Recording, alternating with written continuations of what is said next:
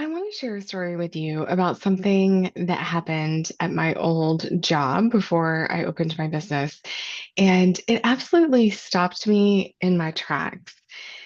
It's something that surprised me, and I absolutely didn't see it coming. But now that I'm on this side, I see this happening everywhere.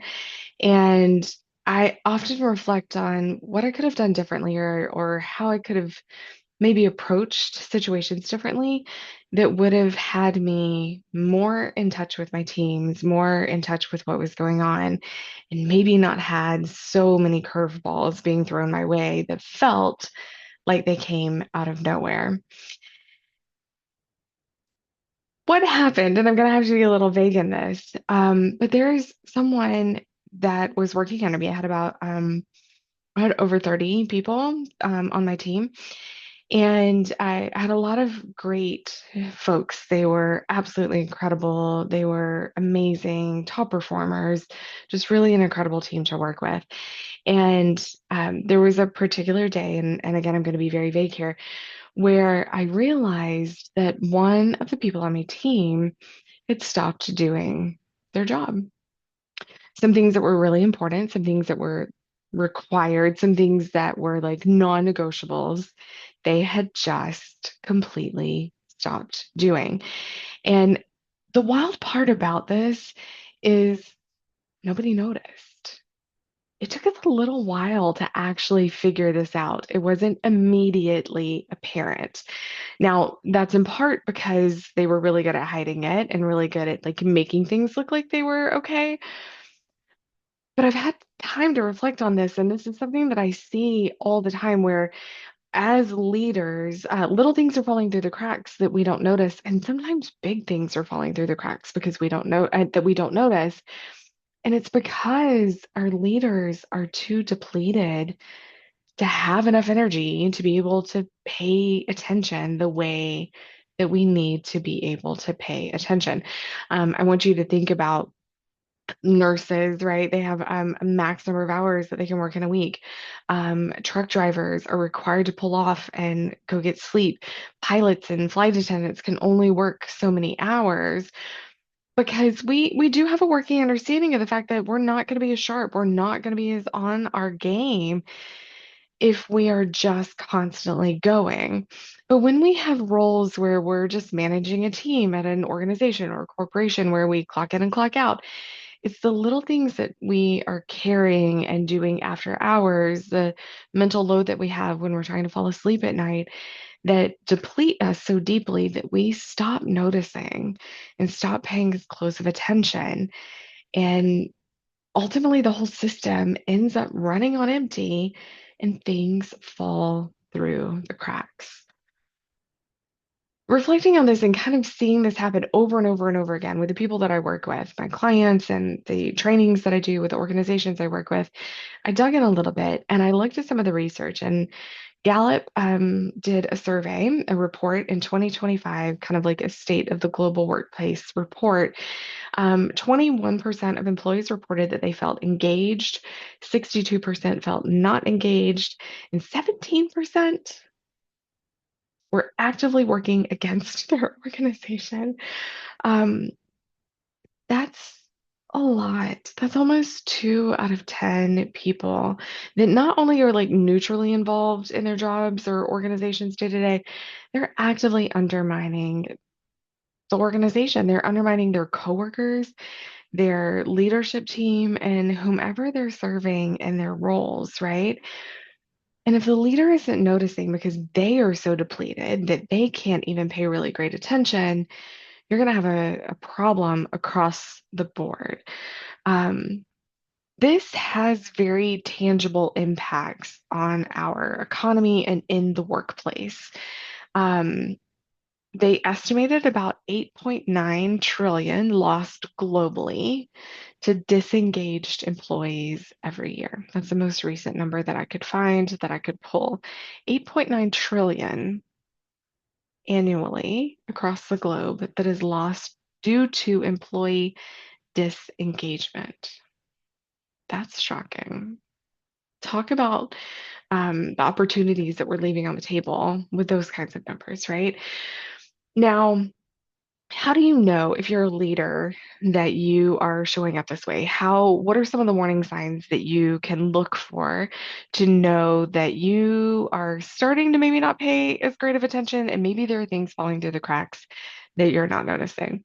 I want you to pay attention to your conversations. If they are more transactional, I've got to get things done. Here's the task. Thank you, moving on, done, right? Maybe even micromanaging a little bit too much because you're so worried about the task and not the person, right?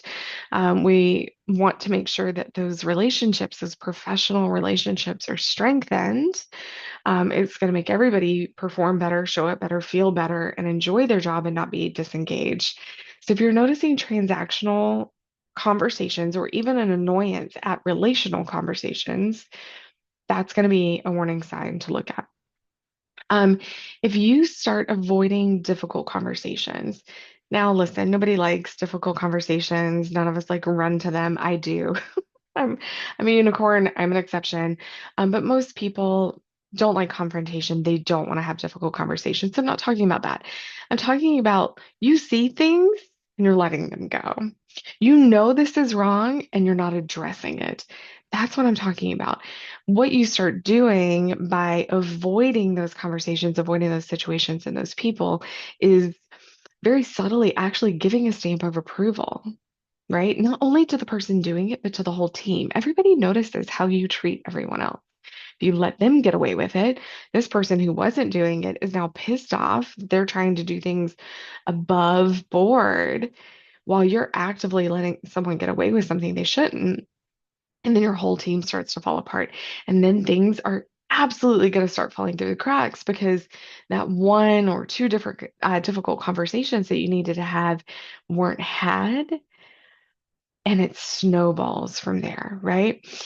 So I want you to think about your deliverables as well. Whatever that is that you're doing, whether it's a project you're working on, a team you're creating, a committee that you have, whatever it is that your deliverables are. I want you to pay attention to where you have just checked the boxes on the deliverables versus feeling pride in the deliverable, right? Now, we're not always going to have like this deep-seated connection to every single thing that we work on, absolutely. But are you feeling connected to it? Are you feeling a sense of joy that something got completed, that something was done, that something happened? Or are you like, yep, all right, check, it was done. It might be bare minimum. It might have just skated through the finish line and you can walk away pretty apathetic to the situation. Those are going to be some warning signs that maybe you aren't in a place where you are showing up as the best leader that you can be, and your team is going to start suffering for it, and things are going to start falling through the cracks that you are not going to be noticing. Now, on the team side, I want you to pay attention to your staff when they stop disagreeing.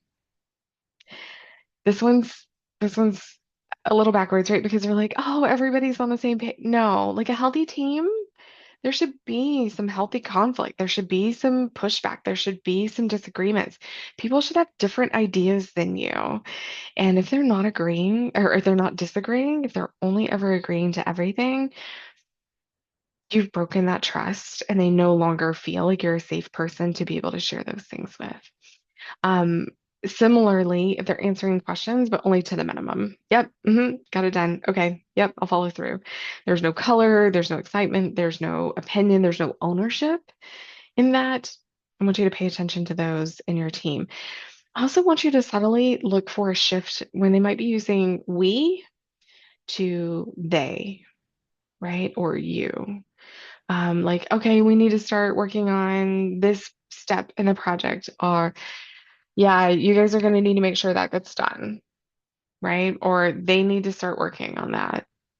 Or you can let me know when you're ready for that, right?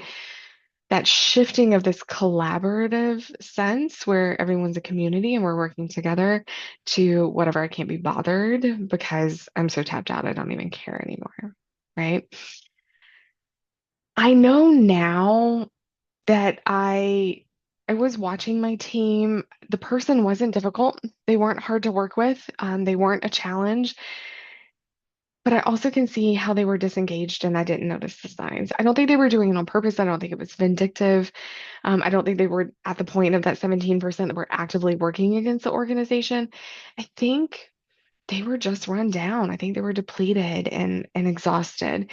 And I didn't have a system in place to be able to catch that, watch for it intentionally, actively, have my eyes peeled for that, and then on the back end, a system to support them with it, right? It's normal, it's human. These things are going to happen. It doesn't mean you have to throw the baby out with the bathwater. You can get that person back engaged. It's possible. We just have to be able to catch it and look for those warning signs early enough that we can intervene before they're completely on that far end of the spectrum and working against the organization.